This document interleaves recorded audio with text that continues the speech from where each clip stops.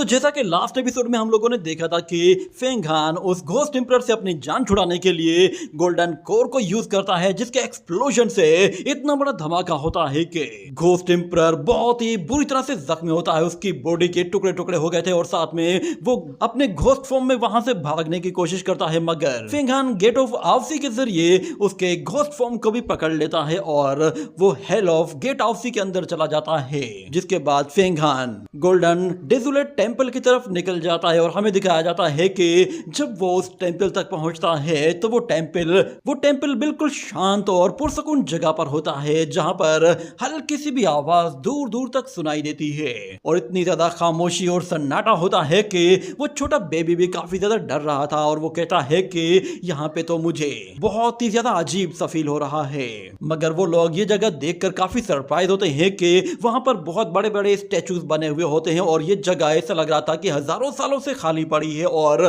कोई भी यहाँ पे नहीं आया। वो लोग ये जानना चाहते थे कि आखिर यहाँ पर कौन से डीमंस थे जो कि इन स्टैचूज की वर्शिप किया करते थे।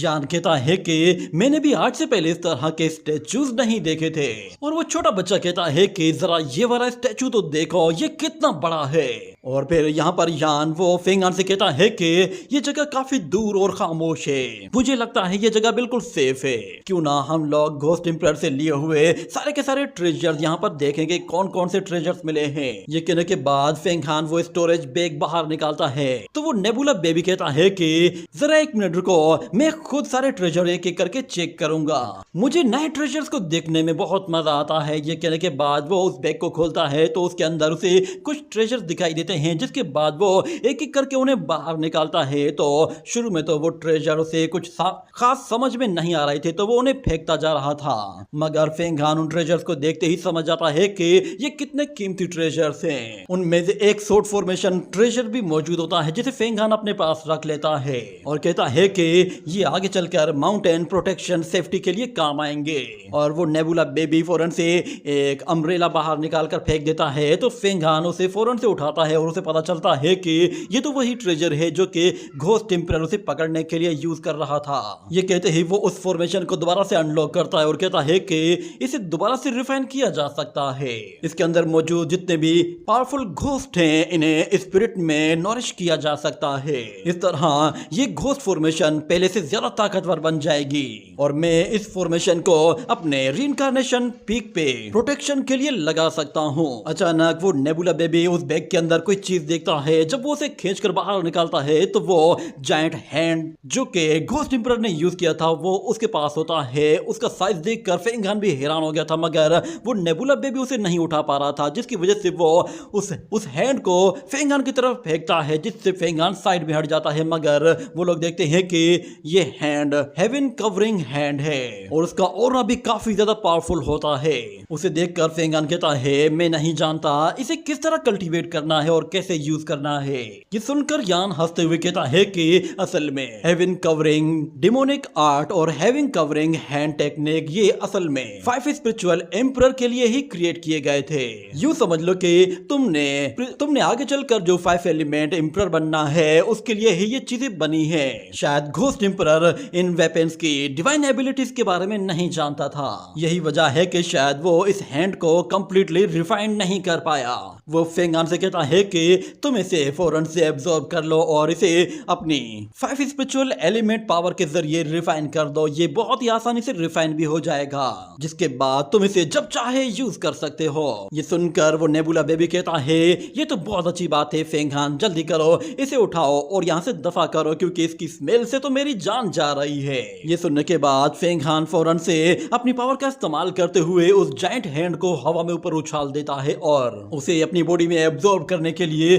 सबसे पहले तो वो उसका साइज छोटा करना शुरू करता है। जब वो हैंड नॉर्मल साइज का हो जाता है तो फेंग हान उसे अपनी बॉडी के अंदर एब्जॉर्ब करके उसे अपनी ही बॉडी के अंदर रिफाइन करना शुरू कर देता है। जिसके बाद वो नेबुला बेबी कहता है कि फेंग हान तुम ये सारे ट्रेजर्स खुद चेक कर लो क्योंकि यहाँ तो एक के बाद एक अजीब सा ट्रेजर निकल रहा है। ये सुनकर फेंग हान कहता है ठीक है मैं खुद से ये कर लूंगा। इतना कहते ही वो एक डिवाइन क्रॉसबो बाहर निकालता है, जिस पर यानुस से कहता है कि ये फॉलिंग स्टार क्रॉसबो है और ये बाकी ट्रेजर्स की तरह एक सुप्रीम डाउ आर्टिफैक्ट है तुम्हें फ्री में ये चीज मिल गई है तो मेरे ख्याल से ये काफी सेटिस्फाइंग है। ये सुनकर फेंगान कहता है कि नेबुला बेबी क्या तुम्हें ये चीज चाहिए? तो वो बच्चा कहता है कि नहीं, मुझे इसके बारे में कोई नॉलेज नहीं, ना ही मैं जानता हूँ कि इसे कैसे यूज करना है, इसीलिए तुम ही रख लो। ये सुनते ही फेंगान उसे अपने पास रखता है और कहता है कि ये चीज आगे चलकर काम आ सकती है। और यान उससे कहता है कि तुमने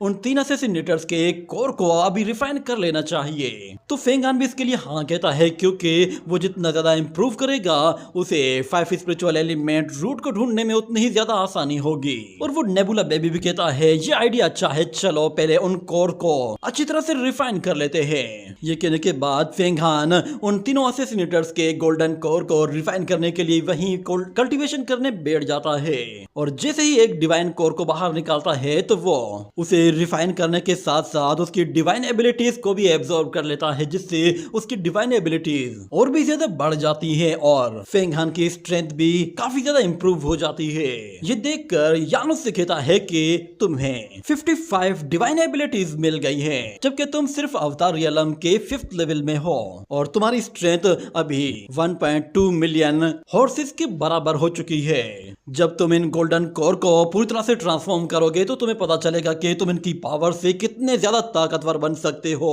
मगर फेंगान कहता है कि ये डिवाइन एबिलिटीज जो मुझे अभी अभी मिली हैं ये रेत के जर्रों की तरह है। अगर मैं 6th लेवल की तरफ आगे बढ़ता हूँ तो मुझे इन सारी की सारी डिवाइन एबिलिटीज को पहले कंडेंस करना होगा, जिसके बाद मेरे सामने अगर कोई 9th लेवल का धर्मा फॉर्म वॉरियर भी आ जाए तो भी मैं उसका मुकाबला कर पाऊंगा। इतना कहने के साथ वो लोग जैसे ही वहां से और अंदर जाते हैं तो उन्हें एक जगह ऐसी दिखाई देती है जहां पर 5 एलिमेंट स्पिरिचुअल एनर्जी एक जगह इकट्ठी हो रही होती है। ये देखकर वो लोग भी थोड़े सरप्राइज हो चुके थे, मगर फेंगान कहता है चलो नीचे चलकर देखते हैं। जब वो लोग नीचे आते हैं तो उस चीज को देखने के बाद यान कहता है कि इस चीज के दूसरी तरफ एक नई दुनिया मौजूद है और हमें अगर वहां जाना है तो हमें इस टेलीपोर्टेशन गेट के अंदर जाना होगा। और अगर मैं गलत नहीं तो स्पिरिचुअल रूट जो हमें तलाश करनी है वो उसके दूसरी तरफ मौजूद है। ये सुनते ही वो नेबुला बेबी कहता है तो फिर हमें फौरन से इसके अंदर चले जाना चाहिए, जिस पर यान कहता है तुम इतनी जल्दी किस बात की है, जिस पर वो बच्चा उसे मुंह चढ़ाता है। और दूसरी तरफ फेंगान कहता है कि चलो देखना ही होगा कि इसके अंदर क्या है। ये कहने के साथ वो लोग फौरन से उस टेलीपोर्टेशन गेट के अंदर चले जाते हैं। तो हम उन्हें अगले सीन में एक न्यू वर्ल्ड के अंदर देखते हैं। जब वो लोग वहां पे अपीयर होते हैं तो फेंगहान वो उस जगह को देखकर काफी सरप्राइज होता है और नेबुला बेबी कहता है ये जगह तो काफी अनोखी लग रही है। इतने में फेंगहान वो यान से कहता है कि जरा पता तो लगाओ कि क्या हम लोग अभी भी शुआन हुआंग वर्ल्ड के अंदर ही हैं या फिर हम किसी और दुनिया में आ गए हैं। तो यान ऊपर स्टार्स को देखता है और कहता है कि ये स्टार फॉर्मेशंस बिल्कुल डिफरेंट हैं, यानी कि हम अपने प्लेनेट से किसी और प्लेनेट के अंदर आ गए हैं। इतने में वो नेबुला बेबी उन्हें कहता है कि जरा वहां देखो। वो लोग पीछे मुड़कर देखते हैं, एक बड़े पहाड़ पर एक पत्थर पर लिखा हुआ होता है 5 एलिमेंट स्पिरिचुअल वर्ल्ड, मगर साथ में डीमन सेपरेशन और डेंजर वर्ड बहुत बार लिखा हुआ होता है। ये देखने के बाद उन लोगों को एक बात का तो पता चल जाता है कि जिस जगह वो लोग जाना चाहते थे ये वही जगह है, मगर यहाँ पे खतरा हो सकता है। यान उससे कहता है कम से कम एक चीज तो कंफर्म हो गई कि हम लोग बिल्कुल सही जगह आए हैं और 5 एलिमेंट स्पिरिचुअल रूट भी हमें यहीं पे ही मिलेगी। और फेंगान कहता है ठीक है तो फिर चलो चलकर देखते हैं कि यहाँ पे क्या कुछ है। ये कहने के साथ वो तीनों के तीनों उड़ते हुए वहां से अब आगे की तरफ जाते हैं। तो एक पॉइंट ऐसा आ जाता है कि जब यान उसे कुछ इशारा करता है और फेंगहान वो फौरन से नीचे उतर आता है और वो लोग फिर देखते हैं वहां पर एक बड़े से पत्थर के ऊपर बहुत सारे फायर क्रो बर्ड्स हैं। ये देखकर वो नेबुला बेबी कहता है कि ये सारी क्या चीजें हैं, जिस पर यान उसे बताता है ये सारे के सारे फायर क्रो बर्ड्स हैं और ऐसा लग रहा है कि शायद इन्हें डेमोनिक लीफ फायर से बनाया गया है। ये हजारों की तादाद में यहाँ पे हो सकते हैं और अगर ये एक साथ गोल्डन कोर लेवल के वॉरियर के साथ फाइट करें तो ये उसके साथ भी फाइट कर सकते हैं। जैसे ही वो बर्ड्स उनकी तरफ आने लगते हैं तो अचानक से शिनचेंग बाहर आता है और एक डोमेन बना देता है और वो बर्ड्स उस डोमेन से टकरा कर डिस्ट्रॉय हो रहे होते हैं। ये देखते ही फेंगहान भी काफी सरप्राइज होता है कि ये बर्ड्स बहुत ज्यादा वीक हैं और वो बर्ड्स कंटिन्यूसली उस डोमेन से टकरा रहे होते हैं। जिसके बाद फेंगहान वो उस डोमेन से बाहर आता है और उस शिनचेंग से कहता है कि तुम उस नेबुला बेबी की हिफाजत करो, मैं खुद इन क्रो बर्ड्स को देखता हूँ। ये कहने के बाद वो फौरन से ऊपर की तरफ चला जाता है और कहता है कि मैं जरा इन क्रो बर्ड्स की एनर्जी एक जगह इकट्ठी कर लेता हूँ और देखता हूँ कि इससे क्या फायदा होता है। ये कहने के साथ वो अपनी वाटर एलिमेंट पावर को यूज करता है और हमें दिखाया जाता है कि वो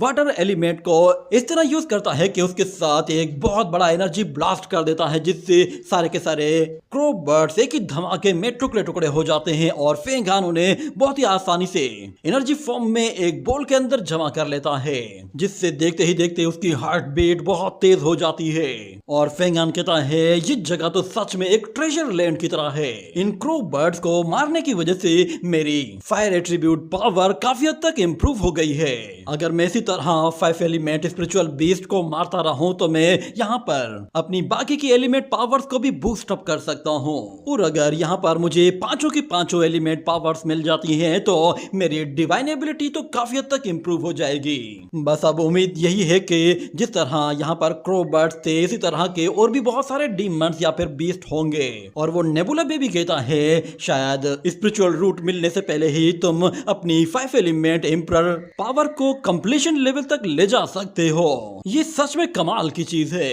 ये कहने के बाद वो लोग फिर 5 एलिमेंट लैंड को अब और भी ज्यादा एक्सप्लोर करने के लिए निकल पड़ते हैं, क्योंकि ये जगह तो जन्नत की तरह है, क्योंकि यहाँ पे कदम कदम पर उन्हें पावरफुल ट्रेजर्स मिलने लगे थे। और हमें दिखाया जाता है वो लोग उड़ते उड़ते काफी दूर निकल आते हैं और एक ऐसे पॉइंट पे आ जाते हैं जहां वो बेबी काफी ज्यादा थक जाता है और फेंग हान को नीचे उतरने के लिए कहता है। तो फेंग हान उसकी खातिर थोड़ी देर रेस्ट करने के लिए नीचे उतरता है, मगर वो बच्चा कहता है कि हम लोग ऑलरेडी बहुत सारे डीमंस को अलग अलग क्रीचर वेव्स को निपटा चुके हैं, मगर उसके बावजूद भी ये खत्म होने का नाम ही नहीं ले रहे। पर जहां तक मेरी स्ट्रेंथ की बात है तो मेरी स्ट्रेंथ तो अब जवाब दे चुकी है, शायद मैं अब और ज्यादा नहीं लड़ पाऊंगा। मगर यान कहता है मुझे लगता है शायद अभी भी अगर हम लोग थोड़ी देर के लिए यहाँ पे रुकते हैं तो हम बड़ी मुसीबत में फंस जाएंगे, क्योंकि हमारी तरफ बहुत ही खतरनाक लाइफ थ्रेटनिंग गोल्डन नीडल बीज आ रही है। और ये डिवाइन बीज इतनी खतरनाक है कि ये हमारे सर पर काटते ही हमारे सिर के अंदर एक बड़ा सा छेद कर सकती है, जिससे हमारी डिवाइन एबिलिटीज फौरन से खत्म हो जाएंगी। ये कहने के साथ फेंग हान अपने दोस्तों के साथ फौरन से उन डिवाइन बीज को डॉज करते हुए उनके दूसरी तरफ निकलने की कोशिश करता है और उस नेबुला बेबी को उसका वो स्पिरिट बॉय उठा लेता है और वहां से उसे तेजी से निकालने की कोशिश करता है। जैसे ही वो लोग वहां से निकल आते हैं तो वो नेबुला बेबी अचानक एक पत्थर के ऊपर आकर गिरता है और कहता है ये मेरे नीचे क्या आ गया। ये कहते ही वो उस पत्थर को उठाकर जैसे ही पानी में फेंकता है तो अचानक से पानी से फिर बहुत ज्यादा एनर्जी निकलती है और देखते ही देखते वहां से और भी ज्यादा मॉन्स्टर्स बाहर निकलना शुरू हो जाते हैं, जिस पर वो बेबी कहता है कि क्या ये जगह मॉन्स्टर से भरी पड़ी है, कोई तो खाली जगह जरूर होगी। मगर यान कहता है कि ये सारे फिश डीमंस हैं जो कि कोई वाटर में रहते हैं। मगर इससे पहले कि वो फिश डीमंस कुछ कर पाते हैं फेंग हान फौरन से ऊपर जाता है और हेवन कवरिंग हैंड टेक्निक को यूज करते ही उन सबको एक बार में ही निपटा देता है। इसी तरह वो लोग वहां से फिर और आगे की तरफ चले जाते हैं और हमें दिखाया जाता है कि वो नेबुला बेबी काफी ज्यादा थक चुका होता है और वो फेंग हान से कहता है जब से हम लोग इस लैंड में आए हैं तब से हम एक ना एक डीमन को इनकाउंटर कर रहे हैं और पता नहीं कितना टाइम गुजर चुका है। तो फेंग हान कहता है हमें यहाँ पर कम से कम भी 10 दिन हो चुके हैं और पिछले 10 दिनों से हम लोग कंटिन्यूसली इन डीमंस और मॉन्स्टर्स को मारते आ रहे हैं और मुझे लगता है अगर ऐसा ही कंटिन्यू होता रहा तो हम लोग बहुत जल्द अपनी 5 एलिमेंट एम्परर लेवल को परफेक्ट लेवल तक पहुंचा देंगे। मगर वो नेबुला बेबी कहता है लगता है हम लोग अब भी काफी दूर हैं। अचानक उन्हें ऊपर से कुछ चीज गिरती हुई दिखाई देती है, जिस पर वो लोग समझ जाते हैं कि ऊपर कोई शख्स मौजूद है और हमें दिखाया जाता है उस शख्स की बॉडी पर काफी ज्यादा बाल होते हैं और वो फौरन से उन लोगों के सामने आकर नीचे खड़ा होता है। तो उसे देखकर वो लोग काफी सरप्राइज होते हैं कि यहाँ पर कोई ह्यूमन जैसा शेप वाला वॉरियर कैसे है। मगर हमें दिखाया जाता है कि वो शख्स कोई ह्यूमन नहीं होता बल्कि वो भी कोई क्रीचर लग रहा था, क्योंकि उसके पैर बहुत ही खतरनाक थे और जब आहिस्ता आहिस्ता दूर हटती है तो हम उसे क्लियरली देख पाते हैं कि वो असल में एक व्हाइट टाइगर होता है और उसका किलिंग इंटेंट इतना खतरनाक होता है कि फेंग हान उसे दूर से ही फील कर पा रहा था। और यान उससे कहता है कि फेंग हान जरा संभल कर, ये डिवाइन बीस्ट है और इस तरह के डिवाइन बीस्ट सिर्फ और सिर्फ मेटल की के साथ ही पैदा होते हैं। यानी कि इस बीस्ट के अंदर मेटल एट्रीब्यूट रूट मौजूद है। मगर वो व्हाइट टाइगर उनसे कहता है कि मैं यहाँ काफी लंबे टाइम से हूँ और लास्ट टाइम एक यंग मैन यहाँ पर आया था, बदकिस्मती से वो मेरे हाथों बचकर भाग निकला, मगर जहाँ तक बात तुम्हारी है तो मैं तुम्हें यहाँ से नहीं जाने दूंगा। ये सुनकर फेंगान थोड़ा सरप्राइज होता है कि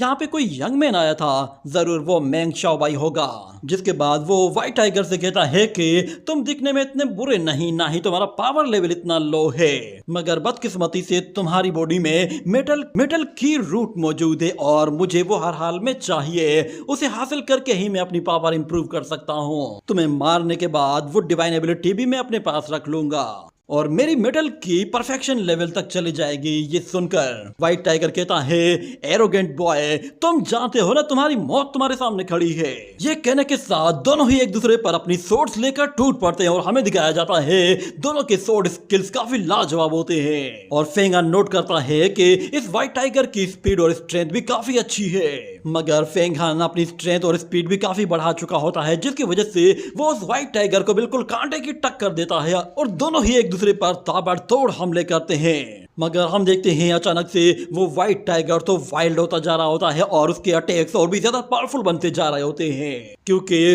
वो एक बार में ही न जाने कितनी एनर्जी वेव अटैक कर रहा होता है जो कि सीधा फेंगान की तरफ जा रहे थे। मगर फेंगान उन्हें डॉज करते हुए उस टाइगर तक पहुंचते ही उसे एक जोरदार पंच मारकर ऊपर उछाल देता है और फिर अपनी सोर्ड से एनर्जी चार्ज करते हुए उस पर अपनी सोर्ड का इतना जोरदार वार करता है कि वो व्हाइट टाइगर वहां से सीधा नीचे आकर गिरता है और काफी इंजर्ड भी हो जाता है। जिसके बाद वो फेंगान को कहता है, ये कैसे पॉसिबल हो सकता है, तुम मेरे हर एक मूव को काउंटर कर रहे हो। जिस पर फेंगान उस पर एरोगेंट होता है और कहता है कि तुम्हारी स्पीड बहुत स्लो है, तुम्हें क्या लगा था कि तुम मेरा मुकाबला कर पाओगे। तो व्हाइट टाइगर कहता है, लगता है मैंने तुम्हें कमजोर समझकर गलती कर दी, तुम सच में स्ट्रॉन्ग हो, मगर तुम्हारी बदकिस्मती ये है कि तुमने मेरी ट्रू पावर्स को अवेकन कर दिया है। अब तुम्हें मेरे ट्रू फॉर्म को भुगतना पड़ेगा। अब तुम्हारे साथ जो कुछ भी होगा उसके जिम्मेदार तुम खुद होगे। मैं तुम्हें जिंदा खा जाऊंगा, यहाँ तक कि तुम्हारी हड्डियां तक नहीं छोड़ूंगा। तुम्हारे जितने भी डाउ आर्टिफैक्ट्स हैं उन्हें भी मैं आराम से रिफाइन कर सकता हूँ, जिसके बाद मैं अपने आप को इस मेटल की रूट से भी हमेशा के लिए आजाद करा दूंगा और मेरा इस 5 एलिमेंट स्पिरिचुअल रियलम से निकलना भी बहुत ही आसान हो जाएगा। फेंगान को उस व्हाइट टाइगर की बातों से कोई खास फर्क नहीं पड़ रहा था, मगर असल खेल तो अब शुरू होना था, क्योंकि व्हाइट टाइगर अब व्हाइट टाइगर बन के दिखाने वाला था। फेंगान देखता है कि वो पहले तो एक ह्यूमन की तरह बिहेव कर रहा था, मगर अब उसके अंदर रियल बीस्ट आ गया है। जैसे ही व्हाइट टाइगर अपने ट्रू फॉर्म में आता है तो वो फौरन से फेंगान की तरफ आगे बढ़ता है और फेंगान अपनी सोर्ड उसे मारने की कोशिश करता है, मगर व्हाइट टाइगर उस सोर्ड को अपने मुंह में दबाकर फेंगान को झटपटाते हुए उछालने की कोशिश करता है, मगर फेंगान किसी तरह खुद को बचाता है और उस सोर्ड को भी उसके मुंह से निकालकर बाहर ले आता है और फिर दोनों ही दोबारा से एक दूसरे पर आकर बहुत ही जोरदार वार करते हैं। जिसके बाद फेंगान समझ जाता है कि इस तरह गुत्थम गुत्था होने का कोई फायदा नहीं। वो फौरन से अपनी उसी सोर्ड से ब्लड किंग को समन कर लेता है, तो वो ब्लड किंग डीमन बाहर आ जाता है और फेंगान उससे कहता है कि जाकर जरा इसके साथ टाइम पास करो। उसे वहां पर देखते ही शिनचेंग कहता है, मैं भी उसकी हेल्प करता हूँ। ये कहने के साथ वो दोनों के दोनों उस व्हाइट टाइगर को हैंडल करने के लिए नीचे चले जाते हैं और दोनों के दोनों उसे हैंडल करने के लिए उस पर अपनी पावर्स का इस्तेमाल करते हैं, मगर व्हाइट टाइगर इतना ताकतवर होता है कि दोनों के कंट्रोल में नहीं आ रहा होता और शिनचेंग उससे बाल बाल बचते हुए बड़ी मुश्किल से अपनी जान बचाकर दूर निकलता है। ये देखने के बाद वो डीमन उन पर और भी ज्यादा झपटने की कोशिश कर रहा था, जिस पर फेंगान कहता है कि इसे दोनों तरफ से घेरो और इसे एक जगह लॉक कर दो। ये सुनते ही वो दोनों के दोनों वॉरियर्स फौरन से उस डीमन को एक जगह लॉक करने की कोशिश करते हैं और उसके चारों तरफ एक बैरियर बना देते हैं ताकि वो बीस्ट वहां से बाहर ना जा सके और फेंगान को अटैक करने का मौका मिले। और यहाँ पर फेंगान वो उसी फॉलिंग स्टार एरो को बाहर निकालता है और उसी एरो के साथ अपना निशाना भी लगाता है, मगर यहाँ पर व्हाइट टाइगर वो काफी ज्यादा भड़क गया था और जब वो देखता है कि फेंगान कोई बड़ा अटैक करने वाला है तो वो अपनी पावर को एकदम बूस्ट करता है और अपने आप को छुड़ाने के लिए सबसे पहले ब्लड किंग के ओरा को पूरी तरह से तहस नहस कर देता है, मगर शिनचेंग का बैरियर अभी भी वहीं पे ही बरकरार होता है और व्हाइट टाइगर थोड़ी देर के लिए वेट करता है ताकि वो फिर से अपनी एनर्जी गेन करे और और दूसरे बैरियर को भी तोड़ दे, मगर इतने में फेंग हान वो उस डिवाइन एरो को रिलीज कर देता है जो कि उस बैरियर से क्रॉस करते हुए सीधा जाकर उस व्हाइट टाइगर को हिट करता है, जिससे वहां पर इतना जोरदार धमाका होता है कि ऐसा लग रहा था कि जैसे व्हाइट टाइगर की धज्जियां उड़ गई होंगी, मगर वो अभी भी जिंदा होता है और फेंग हान से कहता है कि मैं 5 एलिमेंट लैंड में पैदा हुआ एक स्पिरिचुअल डिवाइन बीस्ट हूँ, तुम चाहकर भी मुझे नहीं मार सकते। मैंने हेवन एंड अर्थ के साथ नेचर को भी इनहेरिट किया हुआ है, तो समझ लो कि मैं इटर्नल या फिर इमोर्टल बन गया हूँ। जब तक 5 एलिमेंट लैंड डिस्ट्रॉय नहीं हो जाता, मैं भी डिस्ट्रॉय नहीं हो सकता। यूं समझ लो मेरे अगेंस्ट जाना मौत को दावत देने के बराबर है। मगर फेंग हान कहता है कि तुम तो बड़े बेशर्म और ढीठ हो, मैं तुम्हें दिखाता हूँ मैं तुम्हारा क्या हासिल करने वाला हूँ। ये कहने के साथ वो फौरन से 5 एलिमेंट फॉर्मेशन एक्टिवेट कर देता है, जिसके जरिए वो सबसे पहले व्हाइट टाइगर को सप्रेस करता है ताकि वो वहां से भाग न सके, और फिर ग्रेट 5 एलिमेंट इंपरर सील को यूज करते हुए फेंग हान वहां पर अपनी धर्मा बॉडी को भी समन कर लेता है। और उस बॉडी को देखने के बाद वो व्हाइट टाइगर कहता है, अरे नहीं, तुम तो मुझसे भी ज्यादा बेरहम हो। फेंग हान 5 एलिमेंट स्पिरिचुअल एनर्जी के जरिए उसे उस फॉर्मेशन के अंदर ही रिफाइन करते हुए उस डोमेन के अंदर लॉक रखता है और अपनी उस धर्मा बॉडी के जरिए रिफाइनमेंट प्रोसेस को आगे बढ़ाता जा रहा होता है। देखते ही देखते जब वो पूरी तरह से रिफाइन हो जाता है तो फेंग हान उस मेटल की को फौरन से अपने अंदर एब्जॉर्ब कर लेता है, जिस पर वो नेबुला बेबी कहता है, तुम्हें मुबारक हो, तुमने मेटल की को परफेक्ट लेवल तक मास्टर कर लिया है। ये देखकर फेंग हान कहता है, अब सिर्फ और सिर्फ वाटर, फायर और अर्थ एलिमेंट बाकी रह गए हैं। मुझे अब इस बीस्ट की तरह के और भी बीस्ट ढूंढने होंगे जो कि अलग एट्रीब्यूट पावर के लिए मुझे मदद देंगे। बस मुझे उन्हें मारना है और रिफाइन करना है। एक मर्तबा पांचों की पांचों स्पिरिचुअल एनर्जी कंप्लीट हो जाएं तो मैं अपने 5 एलिमेंट इंपरर फॉर्म को कंप्लीट कर सकता हूं और फिर मेरा रियलम भी 6th लेवल की तरफ चला जाएगा। मैंने कभी सोचा भी नहीं था कि 6th यूनिटी रियलम वो इतना ज्यादा मुश्किल होगा। और यान उससे कहता है कि नॉर्मल कल्टीवेशन के मुकाबले में 5 इंपरर स्पिरिचुअल रियलम 1000 टाइम्स ज्यादा मुश्किल होता है, और तुम्हारे तो इमोर्टेलिटी रियलम में एंटर करने के चांसेस बाकी कल्टीवेटर्स के मुकाबले में भी काफी कम थे, मगर तुमने वो भी करके दिखा दिया था तो तुम ये भी कर लोगे। जिस पर फेंग हान कहता है, चलो तो अब इस एलिमेंट लैंड और भी ज्यादा डीपली एक्सप्लोर, इस 5 एलिमेंट लैंड को और भी ज्यादा डीपली एक्सप्लोर करते हैं और देखते हैं कि नेक्स्ट बीस्ट कौन सा आता है। मगर नेबुला बेबी कहता है, फेंग हान नेक्स्ट बीस्ट को तुम मुझ पर छोड़ देना, उसे मैं खुद से हैंडल करूंगा। ये सुनकर फेंग हान और यान हंसना शुरू कर देते हैं और कहते हैं कि ठीक है, तुम ही हैंडल कर लेना। ये कहने के साथ ये एपिसोड यहीं पे ही एंड हो जाता है।